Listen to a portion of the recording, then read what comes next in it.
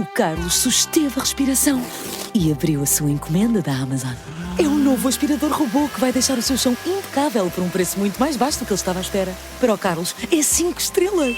Desde aspiradores robô a eletrodomésticos para a cozinha e muito mais. Encontre os produtos com as melhores opiniões a preços que vai adorar hoje mesmo na Amazon. Nós não temos, em nenhum destes espaços, nós entramos e muitas vezes eles estão readaptados ao século XX/XXI, mas temos alguma dificuldade em percepcionar a vivência, o dia-a-dia, o que é que tinham, onde é que estavam as cavalariças e a cozinha e as armas e a cisterna, como é que seria o quarto, que tipo de mobiliário, e faz falta em Portugal haver 2, 3 ou 4 exemplos que tenham essa figuração. Como se fosse o andar modelo.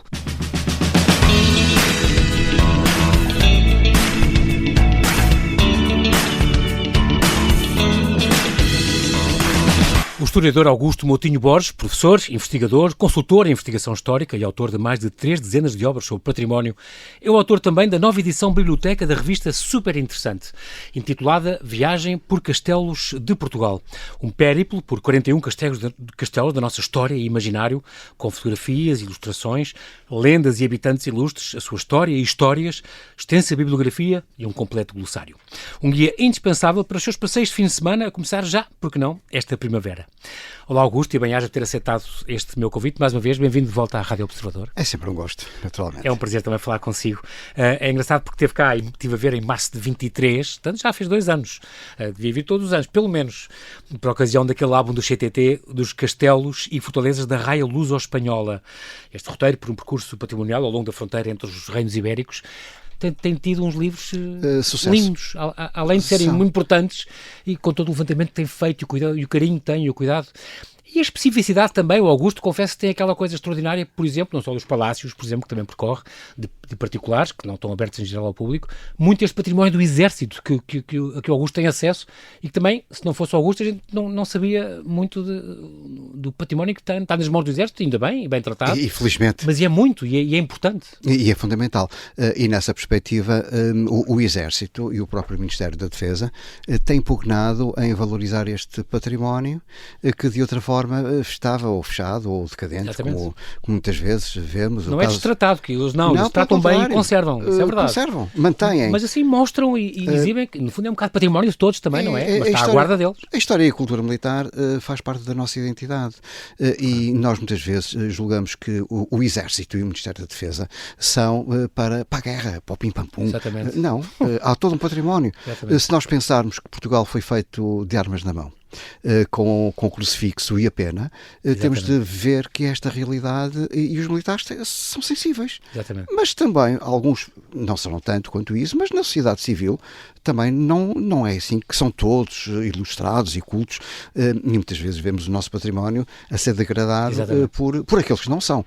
Mas são os nossos gostos, e nós podemos olhar para estas obras e sentirmos uma particularidade e uma felicidade que é entrar e ver e sentir, por um lado o Exército, mas por outro o património que nós temos de norte a sul do país e que é riquíssimo, o que é uma mais-valia, e principalmente com esta dinâmica, castelos na Raia Luso-Espanhola e agora no litoral, fico às vezes perplexo pela qualidade e quantidade, embora gostasse de ver um bocadinho mais valorizada a história das localidades, onde, por exemplo, nós não temos em nenhum destes espaços, nós entramos e muitas vezes eles estão readaptados ao século XX/XXI, mas temos alguma dificuldade em percepcionar a vivência, o dia-a-dia, o que é que tinham, onde é que estavam as cavalariças e a cozinha e as armas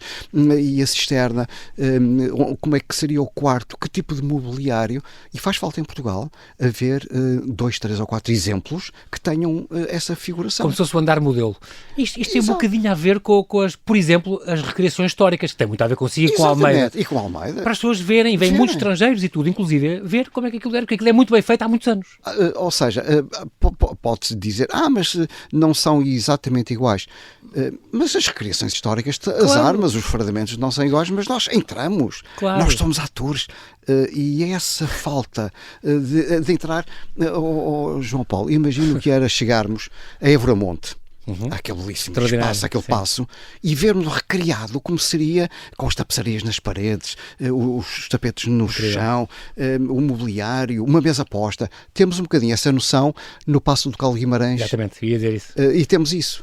Mas depois falta, ou seja, já a partir daí, tão recuado quanto este não existe em Portugal, temos já a partir do século XVIII, alguns exemplos, mas faz falta entrar num castelo e sentimos a nossa, como é que era? A vivência. A vivência. E mais. E colocar o cheiro a queijo e ao chouriço nesses espaços, porque todos... Associar outras sensações e outros sentidos. Outros não é? sentidos. Porque isso traz memórias e aprende-se muito com isso. Eu acho que nós fôssemos americanos, fazíamos filmes com dezenas de cenas da nossa história. Como não somos, temos que pôr lá, porque não podemos só imaginar não no podemos virtual. imaginar. E muitas vezes, o caso de Bel... Imagine chegarmos a Belver, notável, onde muitas vezes Lindo o tesouro castelo. real Totejo. era lá que se guardava. Isso não sabia. É verdade. É verdade. Que giro. Por parte dos Templários, e o Tesouro Régio guardava-se. Porque é um castelo templário, não é? Como Almorol, por exemplo. Como Almorol, mas ali ainda está intacto.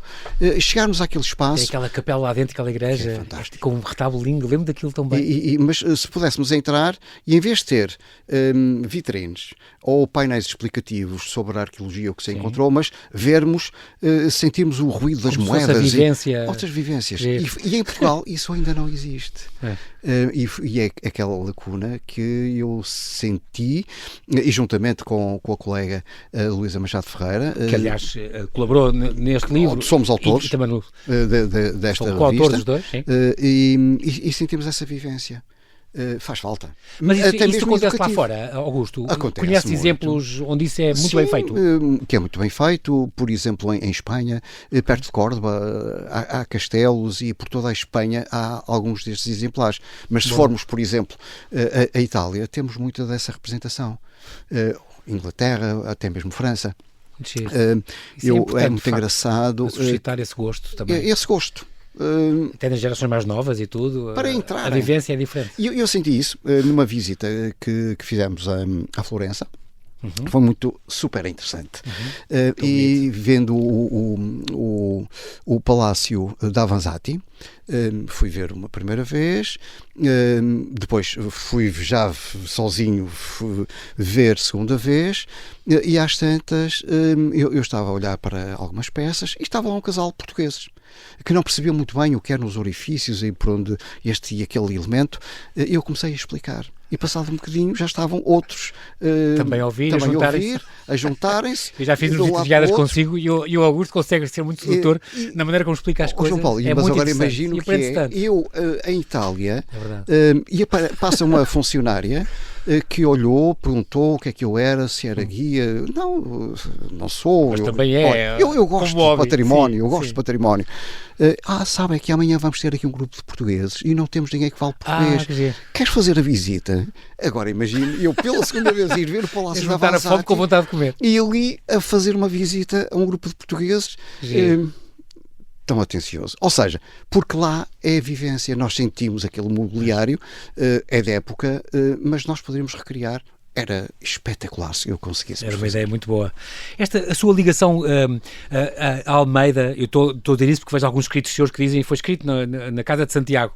Isto é de família? É a casa de família? É a minha casa. Portanto, é onde mora mesmo? Exatamente. A sua base é mesmo, continua a ser em Almeida? Continua a ser em Almeida, nunca deixando, embora deambulando por ali, por acolá, mas Almeida continua sempre... Que nem Duarte de Armas. Aposto que andou de castelo em castelo ao longo dos anos. Tem este grande amor pelo património que nós também comungamos, claro. Foi uma visita guiada consigo há uns anos à Junqueira, ao Palácio da Calheta, ao Palacete dos Condes do Botelho, a Casa Nobre de Lázaro Leitão, vimos os azulejos, vimos coisas muito bonitas. De vez em quando ainda acontece ainda essas visitas, ou não? Já não tanto quanto isso, porque a distância também já não permite, mas de vez em quando fazemos estas visitas, estes périplos, e quando solicitam, eu com todo o gosto colabora e vai dar o seu papel. Lisboa também ainda não tem um museu do romantismo como queria. Infelizmente não. Nem estas casas, estou a pensar, onde? Era uma coisa a ver. Onde? Há alguns palácios disponíveis. Esta Casa Museu de Fernando de Castro, no Porto, por exemplo, é considerado um museu do romantismo? A Casa Fernando de Castro? Não é um romântico. É mais da Belle Époque. É um colecionador. Sim. Portanto, Acumulador, quase. De transição do século XIX para o século XX. Okay. Eu lembro-me com... Eu sou do Porto e quando a mãe e as amigas se juntavam, eu gostava muito das visitas. Lembro-me com a dona Irmelinda Barbot, que tinha uma casa giríssima, a Casa Barbot, Arte Nova, famosa, exatamente, que é fantástico, e os chás que tintas faziam. Barbot, do Grande Império das e eu gostava muito desses encontros, e íamos. E eu, quando entrei pela primeira vez na Fernando de Castro, na Fernando de Castro, eu deliciei-me. Teria talvez aí uns 11, 12 anos, e depois que eu tenho, algumas das senhoras que conheciam a casa, conheciam a irmã, falavam, ou seja, todo este envolvimento. Cá está, a vivência, não é? A vivência. As pessoas é que fazem o património também, não é? Ou seja, não é só as pedras. Não é só as pedras e não é só o mofo daquele património. Tem que ser sentido e vivido, e ouvirmos essas histórias que são fantásticas. Esta Casa Museu do Dr. Anastácio Gonçalves, por exemplo, não seria um bom sítio para o Museu do Romantismo? Não. Era a Casa de Malhoa, neste caso? Não, a Casa de Malhoa, e aquela está é notável. Eu lembro-me tantas vezes do trabalho da Ana Mantua, que foi excepcional, que desenvolveu. O Museu de Romantismo, eu quando... Tem alguma sugestão? Fazia, claro que sim. Quando o professor... agora está-me a fugir o nome, mas que foi ministro das Finanças, o filho do professor Borges Coelho. O António Borges Coelho, o filho do António Borges Coelho, sim. O Braga Macedo? O Jorge Braga de Macedo. Sim. Fizemos umas visitas tão interessantes ao Palácio Borné. Na Junqueira. Aquela casa é por si, seria o Museu do Romantismo. Lisboa continua a não ter um espaço destes. Que pertence à Lusíada, se não me engano, não é? A Universidade de Lusíada, não é? Neste momento é onde irá ser colocada ou instalada a sede dos Museus e Monumentos. Mas com tanto espaço, o Museu do Romantismo seria... Faria sentido naquelas... Era ali, sem dúvida. Não quer dizer que também não possa ser, mas o Museu do Romantismo ter aquela valência, tem espaço para tudo e mais alguma coisa. E associado agora ao Nobel no espaço do museu do engenheiro Armando Martins, no Palácio, exatamente, que é Museu Hotel, no Palácio dos Condes da Ribeira. Fazia ali um conjunto. Já conhecia o Palácio antes? Já conhecia, ali funcionou tanto o Liceu. E de certa forma todo aquele espaço ficava excepcional. Aquela rua passava a ser a rua dos museus da nossa cidade. Tão importante. Belém já é um bocado um núcleo brutal, está lá imenso. Tínhamos ali tudo. E ter esta ligação Belém-Junqueira era fantástico. Como um bilhete, não é? Como dizia outro. Isso era uma ideia do António Lamas, uma boa ideia, fazer um bilhete geral para todos aqueles museus, que são muitos e são experiências fantásticas. Tenho que fazer uma última pergunta antes de irmos aos castelos. A azulajaria às cores da cidade. Houve 3 volumes, se não me engano, 3 freguesias. 5 volumes. Já está 5? Já há 5 feitos? Já há 5 volumes. Eu dizia quando é que ia continuar isto, porque isto é uma coleção que faz falta à cidade, depende muito das juntas de freguesia. Porque Belém foi exemplar nisso, é de Belém. Até assim o inglês e não sei o quê. Bilingues, obras bilingues, mas essencialmente para inventariar e dar a conhecer um património que é da nossa cidade, e Lisboa, as cores da cidade são azulejares, mas também fazem parte daquilo que nós somos, e o património, cores da cidade, como a By the Book, era realmente notável continuar-se. Augusto, eu lembro que quando fui a reportagem à Europália portuguesa, em 91, lembro que tinha um amigo meu, que António Vaz Pinto, que me dizia, jesuíta, que me dizia, há uns museus, quando eu trago cá estrangeiros, há 2 ou 3 museus que eu tenho que mostrar. Nem sempre a arte antiga, porque pinacotecas há maravilhosas e muito melhores que a nossa em todo o mundo. Agora, os azulejos e dos coches, por exemplo, Sim. que nós temos uma coleção a nível mundial, ninguém tem como nós. E isso sim é que eles ficam abismados. Eu lembro da Europa de as pessoas ficarem completamente abismadas quer com os coches, quer com, de facto, com o núcleo que havia num castelinho lá ao pé de Bruxelas, era o núcleo do Museu dos Azulejos. E temos de facto um património lindíssimo, único, com as cores e único. Como a gente reinventou os azulejos e isso tudo, não é? Diferente de todos, dos holandeses, dos espanhóis. Portanto, e dentro dessa perspectiva, a nossa identidade da cidade é precisamente a cor. E dentro desse princípio, a luz de Lisboa. Sim. Se formos, por exemplo, para o norte, vemos a Guarda é uma cidade branca, como Évora, portanto não há muita cor. Enquanto que chegamos a Lisboa e vemos esta imensidão, quase estes arcos íris, que são fantásticos, promovidos essencialmente não só pela cor, mas essencialmente pela cor do azulejo. Exatamente, que é muito importante. Viagem por Castelos de Portugal, então, estamos na revista super interessante, esta edição Biblioteca, o número 31. Já agora ficamos aqui com esta dica que o Augusto me deu agora mesmo, antes de começarmos a conversa, que no verão vai sair outra edição desta coleção, digamos assim, biblioteca, chamada Vilas e Aldeias de Portugal. Também. Vilas e aldeias históricas. Vilas e aldeias históricas, escritas então por si, com a ajuda da Maria. E em colaboração com Luísa Machado Ferreira. Com Luísa Machado Ferreira, pronto, tal como este. Este livro tem quase 200 páginas, muito fotografado e muito ilustrado, sempre na senda da sua missão, que já falámos aqui, de divulgador do património militar.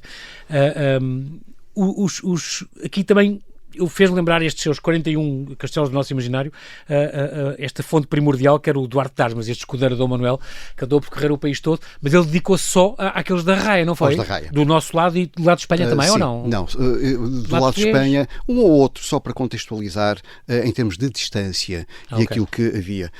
Excetuando principalmente os da Raia, vamos encontrar Sintra, e também Barcelos. São, que estão também nesse levantamento, no livro das fortalezas. Exatamente. O que é que se aprende com os castelos, Augusto? O que é a importância qual é a verdadeira importância dos castelos? Para nós é um período histórico que marca a formação da nacionalidade e, de certa forma, é a nossa própria identidade. E é de tal forma marcante que não é por acaso que nós olhamos para a bandeira nacional e imediatamente identificamos não só a esfera armilar, o que deu mundo ao mundo, mas também os 7 castelos. Os últimos 7 castelos... Na altura, quando fizeram tanto esta ideia, o que é que representam os 7 castelos? São os últimos castelos a integrar o território nacional. Portanto, isto foi com Dom Afonso III? Por um lado, sim. No Alentejo, no Algarve, mas também temos os 7 castelos de Ribacoa. Esses sim é que são efetivamente os últimos a integrar o território nacional pelo Tratado de Alcanis, a 12 de setembro de 1297. Efetivamente, os 7 castelos, inicialmente eram 8, mas Dom Dinis deixou cair o castelo de Monforte de Ribacoa, são aqueles que marcam a nossa identidade. Portanto, temos sempre um número perfeito, os 7 dias da semana, os 7 castelos. O número bíblico. Exatamente. E dentro dessa perspectiva, os castelos marcam a nossa raiz, a nossa formação. Por um lado, a reconquista, mas temos de pensar sempre nos monarcas que os habitavam, que construíam para ir demarcando como marcos do território para defesa contra inicialmente os muçulmanos a sul, mas também contra os castelhanos do lado nascente. E dentro dessa perspectiva temos as faixas, primeira, segunda e terceira linha de defesa, não só na raia luso-espanhola, mas também no litoral, contra os vikings, os piratas. Exatamente. São realidades diferentes. Como ouvi um historiador falar disso, que o próprio Castelo de Guimarães, eles entravam pelo rio. E depois iam aproveitavam. Outras coisas. Ou seja, Guimarães, a própria Madonna, teria sido uma das que mandou construir por causa disso. Da defesa. As defesas dos vikings, eu não fazia ideia, que entraram assim pelo território nacional. Ou seja, as realidades defensivas são diferentes, mas geograficamente o objetivo é exatamente esse. Pois. E há uma diferença, enquanto que em Portugal os castelos são régios, que, com algumas exceções, são dados pelo rei ao alcaide, um senhor, para que é um vassalo.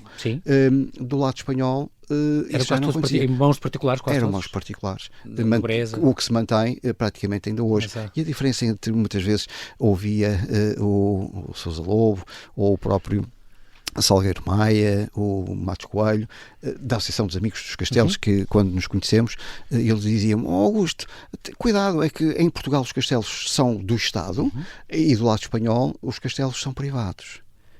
Portanto, são realidades diferentes e daí eu fui pegando nestes motes para tentar explorar nas obras que foram feitas. Augusto Moutinho Borges, estava agora a pensar que está aqui 41 desta seleção que fez, segundo a Wikipédia nós temos 241 castelos, sem contar com fortalezas e outras estruturas defensivas similares. Como é que fez esta seleção? Os que ficaram de fora não podiam encher perfeitamente outra revista? Pensar no Alcanedo, do Rei Vamba e o Pânia Garcia, o Mourão, sei lá. Podem perfeitamente. Mas o nosso objetivo consistiu essencialmente num critério. Primeiro, estávamos limitados ao número de páginas. Segundo, portanto, esta revista constitui-se como um roteiro cultural, mas apontar elementos, não cair naquilo que já foi dito, caso contrário não valeria a pena estar a replicar. Daí termos algumas histórias, as lendas, personalidades que nasceram ou viveram nestes espaços. Ou que morreram também. Ou que e faleceram. aí estão imensos reis, claro, porque as famílias reais... Era lá que viviam. Claro. Mas o objetivo foi o que é efetivamente castelos, são as estruturas com as cercas, mas aqueles que para a nossa escolha, aqueles que ainda são visitáveis e onde podemos entrar e sentir o envolvimento da nossa emoção com o que e perceber o que era aquele espaço. Por exemplo, o Castelo de Pinhel neste momento são apenas 2 torres. Portanto, o castelo já não existe. São elementos que juntamente encontramos imensos. João Paulo falou no castelo do Vamba, que se localiza, para quem nos está a ouvir, num ponto muito elevado nas Portas de Ródão. Ou seja, tudo desapareceu, apenas uma torre. Sim. Portanto, a esse nível, nós fomos pondo de fora aqueles elementos que nós olhamos e... mas o que é isto? Pois. Portanto, foi entrar, e é esse o nosso objetivo, entrar nos espaços e sentir ainda aqueles espaços como um todo. Este estava a falar dos castelos das mãos de particulares. Estou-me a lembrar, eu lembro sempre do Alvito, que era destas, do Lobo da Silveira, o tal que tentou, diz a lenda que eu conhecia uma bisneta dele que dizia que o meu bisavô tentou vendeu 2 vezes ao Dom Carlos. Não é? E o Dom Carlos é que gozava com a memória do Silveira. Este homem já me tentou vender o castelo 2 vezes. E Ferragudo também, por exemplo, que é hoje dos Pereira Coutinho, Fonte Nova, o Castelo de Mil Fontes, que está à venda, por exemplo, neste momento, por 4 milhões de euros, agora ficam a saber. Os nossos castelos, Augusto, são muito semelhantes aos europeus, concretamente aos espanhóis, ou há assim um estilo de castelos portugueses? Os nossos castelos eram para defesa e identidade do território. Está bem. E quando pensamos naqueles da Bavária, por exemplo, era de residência. São residências. Não era para ataques de países inimigos. De todo. Portanto, eram para as famílias, portanto, são castelos feudais, que tinham o seu feudo, enquanto que em Portugal é um regime senhorial. Ou seja, o rei dá aos senhores de terra, senhores não de solar e espada, portanto esses eram, ou de toga. Aqui estes senhores eram alcaides, estavam sujeitos ao poder real, e nessa perspectiva eram vassalos. Okay. O rei dá, mas o rei tira. Portanto, nessa perspectiva... Nada era adquirido vitaliciamente. Não eram para toda a vida. E aconteceu, ao longo da história aconteceu, não é?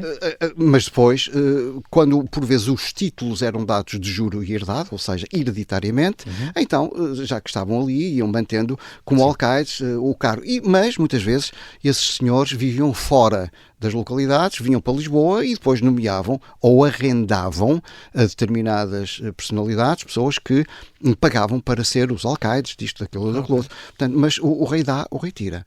E nessa perspectiva, os nossos castelos são de defesa. E temos castelos régios, mas também castelos ou com cercas de ordens guerreiras, templários, ordem de Vis, ordem de Cristo, de Santiago. Portanto, todos esses são praticamente casas-conventos Enquanto que o castelo para defesa, que nascem muitas vezes como um sistema de marcar o território, são chamados castelos roqueiros, uma torre que se vai proteger por uma cerca e onde muitas vezes a população se vai proteger à volta, edificando, que depois vai construir e criando uma nova cintura muralhada para defesa, não do castelo, mas da povoação. Sim. O castelo está defendido. O burgo ficava ali, em tempos de guerra, muitas vezes a população acolhia-se lá dentro das muralhas e depois iam nascer como Meda, por exemplo, tem um castelo Marialva cá em cima, onde a pessoa, e hoje está abandonado, as pessoas depois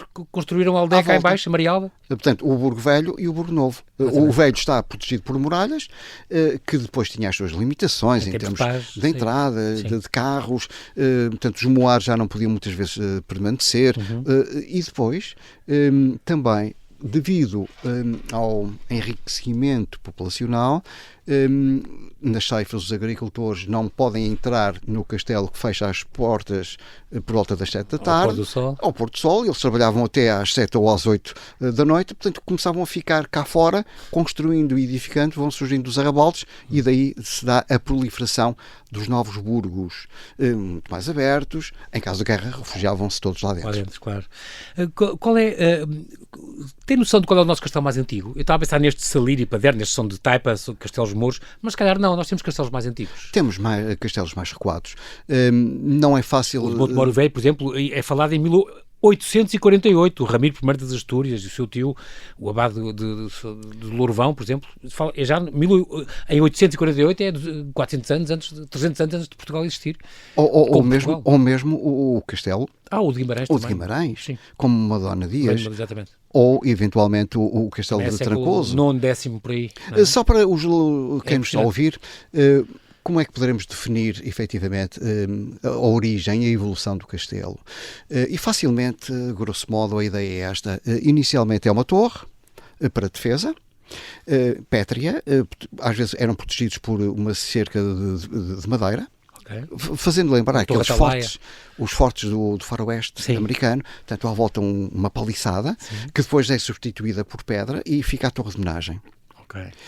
Normalmente dividida em 2, 3 andares, para onde tinha a cisterna, tinha a sala de armas, onde se comia, recebia, onde se convivia, porque as cozinhas eram fora com medo dos incêndios, e depois na parte superior seria o alojamento, o aposento do senhor, onde eles dormiam numa cama, o senhor, o alcaide, dormia num leito fechado com o do céu, e depois os filhos e os criados à volta, não é? À volta. No mesmo espaço. Claro. Quanto mais respirassem, mais quente ficava nos dias de inverno.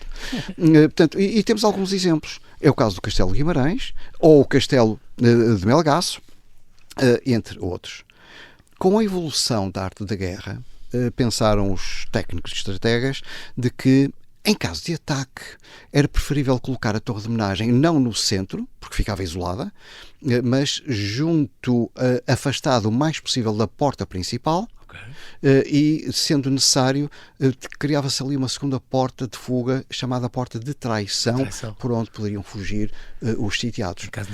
No caso do castelo ser atacado e ser ocupado, ali seria o último reduto. E temos alguns exemplos. O caso de Trancoso, por exemplo, em que fica afastado, entre muitos outros exemplos.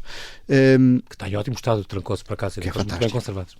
E que se visita mais tarde, há uma outra evolução em que se pensa, então, mas uma torre de homenagem é um ponto de tal forma fortificado e difícil de ocupar, de tomar.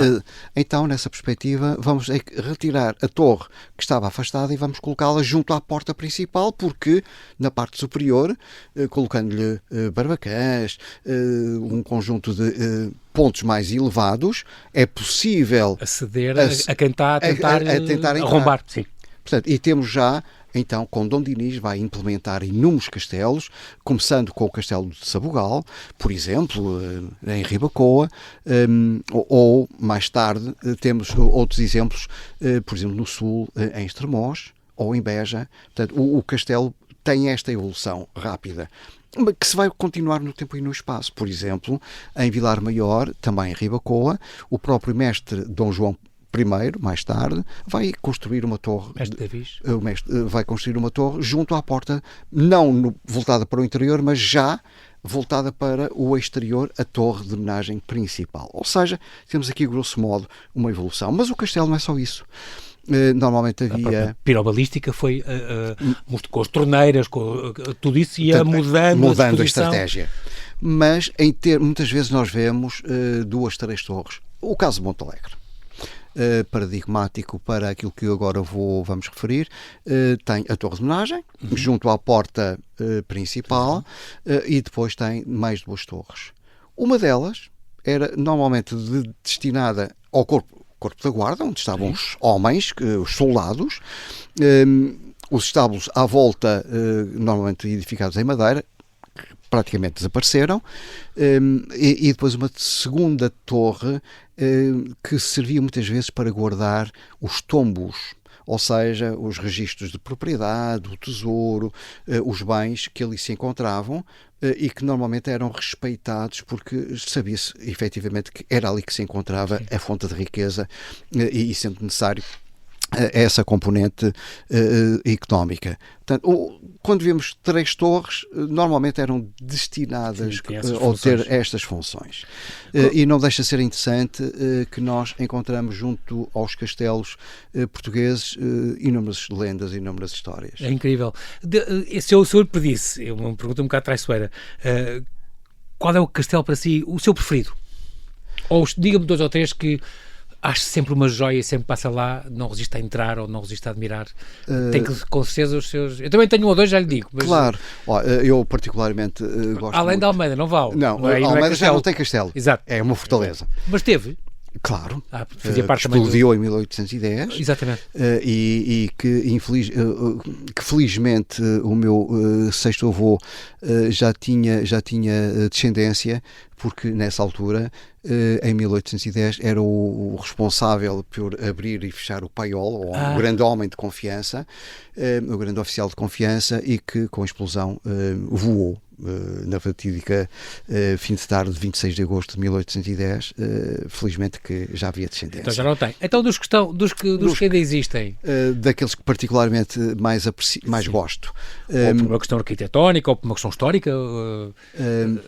Gosto muito de 3 castelos. Sim. Um a norte, que é efetivamente o castelo de Bragança. Tem aquela torre gigante, linda de morrer, que é perto do Domus Municipais, não é? Exatamente, portanto, integrando todo aquele conjunto. E hoje, onde está localizado o Museu Militar de Bragança, que é fantástico. Tem uma compleição estratégica, fantástico. Já falei também em Évora-Monte, acho aquela passo. É maravilhoso, com os nós dos Braganças. Que é realmente... E o que lá se passou e tudo, tem essa história incrível, e a sua situação, aquele a localização, tudo. É um conjunto Sim, fantástico. Boa escolha. E depois há 2 que eu... Também gosto bastante de Beja, que é notável, aquela outra torre maravilhosa. Juntamente com tanto estes 2 de Estremoz e de Beja, mas gosto também de outros 2 da Casa de Bragança, precisamente de Ourém e Porto de Mós. Aqueles que todos nós conhecemos. Mas há outros. Almorol é realmente fantástico. Verdes, aqueles é maravilhoso. São 2 espaços que estão muito bem recuperados. Imaginário. São fantásticos. É o que a gente imagina em castelos. Eu lembro de alguns, o Mariala, por exemplo, é um dos que eu acho mais bonitos, com tudo aquela escala, com o pelourinho e a cisterna e a casinha e as 2 igrejas, e acho aquilo muito, parece um jogo de construções. E este de Algozo, que é cá está, um castelo roqueiro, muito engraçado, que me lembro que nunca me esqueci, que tem estas placas, num cunhal tem estas 2 placas de visita. Uma a dizer a recordação da visita do Presidente Américo de Deus Rodrigues Tomás em 1950 e tal, e outra no cunhal ao lado a dizer recordação da visita do Presidente Mário Soares em 1987. E dizem que foi o Mário Soares que disse que não tirem a do Presidente Américo Tomás do antigo regime, então as 2 do mesmo cunhal, mas voltados cada um para o seu lado. Fazem parte da história. Exatamente. E é bonito esse respeito. E o historiador tem que ter esta noção de que a história faz-se não é pagando informação, quer seja em pedra ou documental. Exatamente. Mas, caso contrário, os vindouros deixam de perceber esta evolução histórica. Faz esta maravilhosa recolha de lendas e histórias das praças de guerra, que é muito, muito importante, e também das personalidades nascidas e mortas nos nossos castelos. Falo do Mato Lusitano, do Bandarra, do Camões, do Santo António, do São Teotónio, do São Nuno, claro, e por aí fora. Tem esta parte sempre muito importante, que eu acho muito giro nos seus livros também, Augusto, porque tem sempre esta componente pedagógica, e já agora este glossário faz sempre questão de ter a velha questão das ameias e dos morlões, que as pessoas chamam ameias aos morlões e vice-versa, não é? Ameias é o espaço entre os morlões, e exatamente, que é muito engraçado, uma confusão muito frequente. Aprendi esta coisa do podrideiro, que eu não conhecia, não sabia que existia. Esta racha onde das muralhas se atiravam os prisioneiros, depois não sabia que isto existia. E o ordício, e nós aprendemos muito a ver isto. Além dos rastrilhos e das portas em covelo e dos alambores. E tinha também esta noção do passo e do palácio, mas isto não sei se isto é verdade. Um palácio ou um solar passava a passo que se os reis estivessem lá pernoitado. Exatamente, Isso monarca... É costume. É costume. Okay. É uma tradição, então porque um monarca onde dorme em palácio. E enobrece todo o espaço. Ou seja, era também uma forma de que os locatários proprietários queriam dizer aos seus vizinhos fidalgos de que as suas casas foram honradas com uma presença régia. Muito importante. João Paulo, há uma história que muitas vezes nós associamos e que está tão escondido, mas faz parte da nossa identidade, que é o motivo pelo qual grande parte das nossas vilas e aldeias históricas tem o plantio de rosas nos eixos viários ou à porta de casa. É sempre uma evocação viva que vá passando do Milagre das Rosas. Castelo de Alenquer, portanto. Alenquer foi o segundo, mas o primeiro milagre conhecido ou atribuído foi precisamente no Castelo de Sabugal. Okay. Foi no Castelo de Sabugal, onde se dá precisamente essa questão. O segundo terá sido em Alenquer e no terceiro momento em Leiria. Porque aconteceu nesses três sítios? Nesses três locais. Portanto, esta tradição. E daí as rosas, então... E daí as rosas, portanto, o plantio das rosas, o que é fantástico vermos como é que se transmite de geração em geração. Exatamente. Desde quase 1297 até ao presente. Estes projetos que não chegaram a ser realizados, como Zebreira, por exemplo, isto existe, era um castelo que a grande fortaleza de Zebreira, em Salvaterra do Extremo, que foi depois destruída por forças espanholas em 762. Isto era para ser construído um castelo em Zebreira? Tem ideia disso ou não? Sim, portanto, a fortaleza foi ocupada e foi totalmente arrasada em 1762 e depois havia sempre a necessidade, pelos espanhóis, claro, a necessidade de fazer um reforço, mas muitas vezes o que acontecia, o erário público não estava... Minguava completamente, ou desaparecia. Porque nós hoje temos uma noção de que Portugal é apenas um retângulo na Europa. E hoje às vezes ouvimos falar dos Açores e da Madeira como arquipélagos e parece que estão distantes e não fazem parte do nosso território. Somos todos portugueses. Claro. Mas no passado nós tínhamos o imenso Império Brasileiro. Por uma população de cerca, recuando ao século XVIII, com uma população com cerca de 7 milhões de portugueses, como é que estávamos naquele império notável, naquele território espalhado no mundo inteiro. África, Oriente, Exatamente. Oceania, Goa da Mão, Dio, Bassaim, tantas cidades que eram portuguesas, e como é que nós ocupávamos esse território com tão pouca gente, e como Luís Vaz assim o proclama. Exatamente. É muito importante também agora para vivenciar, para dinamizar estas recriações históricas. Falámos aqui um bocadinho da Almeida, que recria as invasões francesas, por exemplo, que fazem todos os anos, mas também há estas feiras medievais de Trancoso, o Festival Islâmico de Mértola. Eu ia com os filhos todos os anos àquela viagem medieval em Terra de Santa Maria, na Santa Maria da Feira, que é extraordinário, muito bem organizado, e que vem espanhóis e franceses e vêm de imensos países e montam ali uma feira medieval que é uma coisa extraordinária, com duelos e tendas e vendas, é extraordinário. Também já havia feiras também em Figueira de Castelo Rodrigo, por exemplo, Castro Marinho, os ilhas medievais, também existe. Estas recriações históricas para dar vida aos castelos são de facto também muito importantes. São fundamentais, caso contrário passam a ser monumentos sem vida. Sim. E estas recriações, e a nossa conversa começou precisamente por aí. As recriações são fundamentais, porque as pessoas gostam de vivenciar, muitas vezes gostam de se vestir à época, e faz falta, retomando a ideia inicial, faz falta em Portugal meia dúzia de exemplos de se entrar nestes espaços e olharmos sentindo como eram as vivências desse passado. Por isso as recriações históricas cada vez mais têm uma apetência e um papel.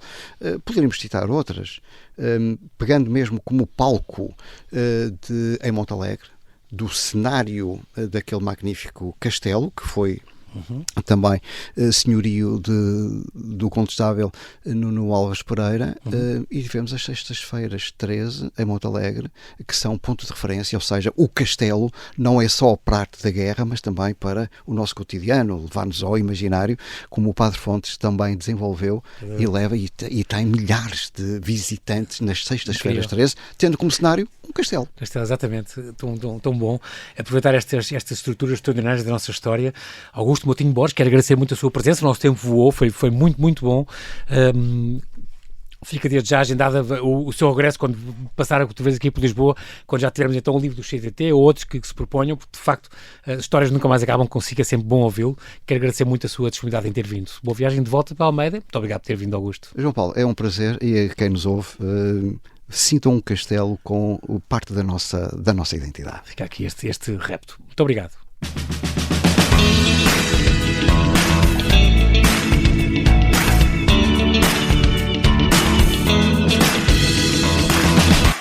O Carlos susteve a respiração e abriu a sua encomenda da Amazon. É um novo aspirador robô que vai deixar o seu chão impecável por um preço muito mais baixo do que ele estava à espera. Para o Carlos, é 5 estrelas. Desde aspiradores robô a eletrodomésticos para a cozinha e muito mais. Encontre os produtos com as melhores opiniões a preços que vai adorar hoje mesmo na Amazon.